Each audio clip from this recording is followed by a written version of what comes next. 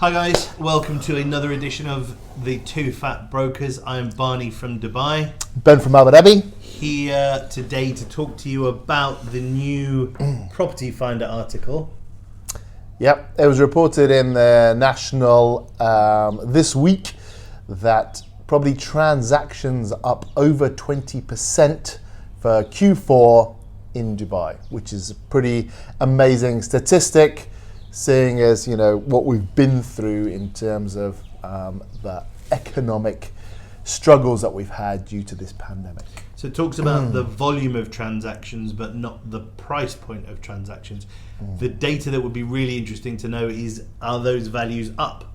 Or what I suspect they are is the clearing of the more affordable price stock in the market. What do you reckon? So would that mean then that prices have now plateaued? No, prices have definitely gone up. Yeah. But I don't know whether that is, what would you say, it was a reconciliation of the market price due to the fact that there are no more low-priced properties on the market. But for prices to go up, you'd have to start to have transactions at the higher value. Now, are transactions happening at the higher value, in which case the market's changed direction? Or is it just those cheap properties have all sold and the more expensive ones aren't selling, and so therefore the price has plateaued? By the very nature of the fact it's gone, the volume has gone up 21%. The low stock, there can't have been 21% of the Dubai of transactions are all just at low values. The really cheap stuff will have gone at the beginning of that trend, and then obviously the prices of things that have sold will have incrementally crept up. So you think because that the new lowest price one on the market will be higher priced than the last one? Yeah, but what we're talking about is whether the next tier, so obviously the cheap stuff got sold, is the next tier selling? Yes. The next one up, it is. So you're actually seeing prices going up? They have to, yeah. But are you seeing that? Or? Yes. Yeah? Yeah. All right, okay, that's interesting. Well, I don't know whether if you were to equate it on a price per square foot, whether they are going up or just more. Yeah, no, they must be. They must be. On a price per square foot basis, they must be going up. From just a mathematical certainty in terms of the volume. You and your mathematical certainty. Dead good at maths. Yeah. Well good at it. Degree in further maths. In crayons and colouring in. Yeah. It's teaching your kids too much with the homeschooling. When she catches me eating them, that's the problem. Just chewing on a crayon. So what we're seeing in Abu Dhabi is the cheap stuff sold, that lower level. And then in some areas we're seeing, and this only really applies to villas, we're seeing villas transacting at higher levels. But we're not seeing it for apartments and I think, and we'll talk about the reasons for it in more detail in a minute, but I think there's been a lot of, in Abu Dhabi at least, a lot of piling into villas because people have been stuck in their apartments, so people are generally moving away from apartments, realizing that they need villas, they need that outside space, and so they're much more popular at the moment. That's what we're finding than apartments. And also there are fewer villas being built in Abu Dhabi generally. That's just in our market than apartments. This goes back to the previous podcast we did, I think the last one, of why there is a flight to villas and why the villa market is proving to be a lot more buoyant than the apartment market. But I mean, that said, I think a large driver behind the increase in the market is foreign investment, and foreign investment tends to not be quite so focused on villas because they're holiday homes. So from Dubai, the feeling I get from the market primarily is that a lot of this foreign investment is that people are seeing Dubai as something of a safe haven from the dreaded corona. So you're seeing you think most buyers in Dubai are actually not Dubai residents or living in Dubai. Not most, they're but actually certainly an increased proportion outside. of foreign investment. Certainly an increased proportion, and because villas obviously equals more maintenance, they're looking at apartments more so. And again, to sort of finish my synopsis, I think foreign investment is coming because Dubai has quite a lot going for it, Dubai specifically, in as much as we have a small population, we have a high vaccination rate, and we also have a very high healthcare a ratio of beds to populace. So people are looking at Dubai going, be easy for me to get vaccinated. A lot of people are being vaccinated. If I do get sick, I've got guaranteed a hospital bed with great treatment. So I think that's why foreign investment is coming. But I digress. Well, I'll tell you what, I got a really interesting email a couple of days ago from a family in the UK. Father Christmas? No, and this has actually genuinely happened. A family in the UK who are looking to move over to Abu Dhabi, but they got their visa mixed up because they want to remote work.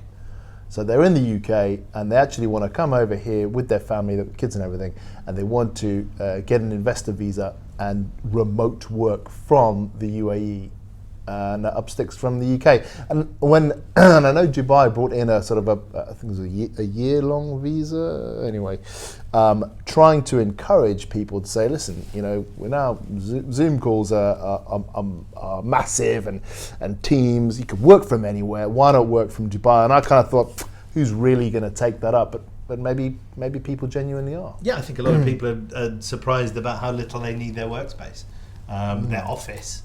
So a lot of people are working from home. I've literally just come from a meeting in an office where last year when I went to the office it was heaving, and this year, a year later, almost to the day, I walked through the door and there are 3 guys there. And when I say heaving, there were 30 plus people in that office. There were 3 guys in it now because they're all working from home, and they're realising they own the building, but they're realising that they don't need such a big workspace. So that could be potentially horrible for commercial. Not that we know much about commercial, just as an aside. I think commercial, lick my finger and stick it in the air, is going to suffer big time. We have an oversupply of commercial anyway. It always baffles me how people can command the rents that they do. But yeah, I think it does spell some tough times ahead. So 2 things then. So what has caused this, let's say, price increase or volume increase or whatever it is? Why are people coming in? So we've already discussed, maybe there's some people coming in from abroad because they see it as a safe haven or nice place to work. And what do we see for the future? So in terms of why this volume has increased, so obviously we've got the interest rates.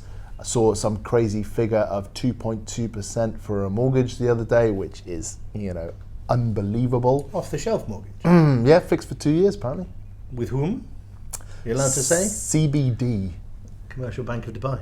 Yeah, there you go. So that's 2.2. That's 2.2. Maybe there's qualification that you need to do for that, but that seems incredible to me. And I know there's others banks being quite risk averse, I would imagine now.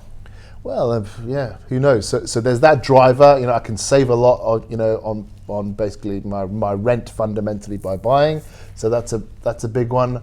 What else? Why are people buying? Okay, wanting to move to a villa, but then I guess they could rent villas. When we see that.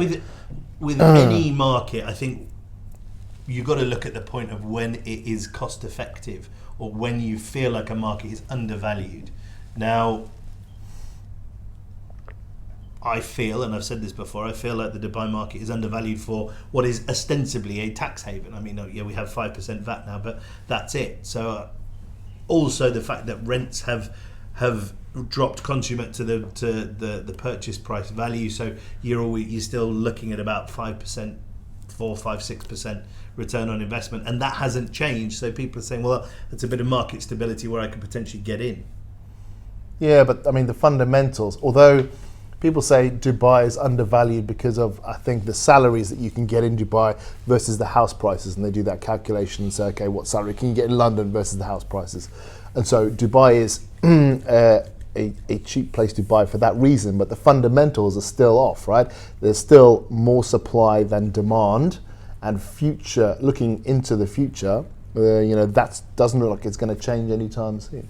Yeah, it is changing. Emaar have postponed, or not shelved, but Emaar have pulled back from a few of the developments. Yeah, they've said they're not going to build anymore. I think Mohammed Al-Abar came out a few months ago. Not build anymore. They're not going to make any more launches, but they've still got something like 19 projects still building. Mm-hmm. Some of which I think that they're on a go slow. Yeah, no, there's a lot to be delivered. These things take 3 years, so yeah. There's still that from delivery. That perspective, that sentiment, and Dubai specifically is quite a largely sentiment-driven market. People are looking at, all right, well, Damac have stopped building, Emaar have stopped building. They're the major construction companies. Miras, I don't think Miras have got any more new developments in the pipeline. Emaar share price is up hugely in the last 3 months. I saw it on Twitter. I don't know, but someone was saying it was up a lot, and I don't really want to put a figure on it. Yeah, tell them if you do. No, but it's up a lot. So people are obviously thinking that I don't know. Can coronavirus be good for the real estate markets? Because I mean that's. There's always got to be, where there's a winner, where there's a loser, there's got to be a winner, and it would appear that potentially Dubai is coming out of this smelling of roses.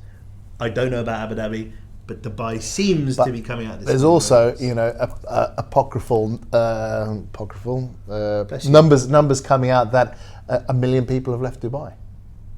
I think a lot of those will be the blue collar workers because they're not building anymore. But I mean, that can't be true because only about 4 million people in Dubai. Not Dubai, UAE. 1 million people left the UAE. I heard it was Dubai. But even the UAE, there's not 10 million people in the UAE. You can't lose 10% of your population and You overnight. can if they live in labour camps, which don't really hold an intrinsic value to the rest of Well, I the mean, real estate market. that's possible. So anyway, just to go back to our drivers of this price. That's all I got.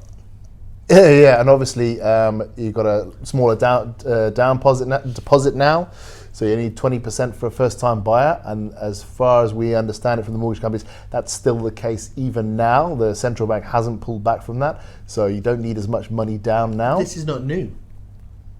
That's been around for months. Yeah, but we're saying that the volume increased from September to December, right? So it's over the last 3 months the volume is up 20%. Yeah. Yeah, so maybe it's people, kind of going, okay, we're through the worst of the coronavirus, fingers crossed. I've survived, I've got my job, I've got less deposit. The interest rates are fantastic right now. Now it's time to perhaps people have decided or suddenly realised that that the money that they've saved by not going out through Corona has actually given them a deposit for an investment. I know that back in the UK, I mean, not like I go into these shops very often, but I went into a Rolex shop in the UK. Name drop. Yeah, you dropped something.